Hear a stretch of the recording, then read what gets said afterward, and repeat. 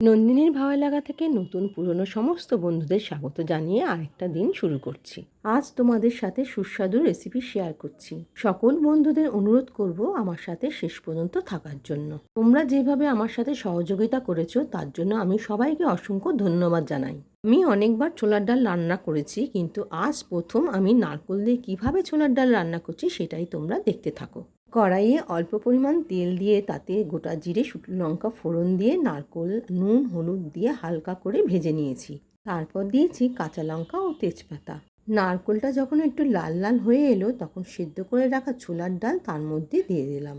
এরপরে স্বাদ মতো ধনের গুঁড়ো, জিরে গুঁড়ো দিয়ে ছোলার ডালটা ভালো করে ফুটিয়ে নিলাম। তবে একটা কথা বলবো, ছোলার ডাল প্রেসার কুকারে সেদ্ধ না করে আমি এই কড়াইতেই আগে ছোলার ডালটা সেদ্ধ করে নিয়েছিলাম। ছোলার ডাল নামানোর আগে আমি স্বাদ মতো ব্রাউন সুগার এবং গরম মশলা দিয়েছিলাম। ছোলার ডালের রেসিপি কেমন লাগলো জানিও। সাবস্ক্রাইব করতে কিন্তু ভুলো না। তোমরা সবাই ভালো থেকো।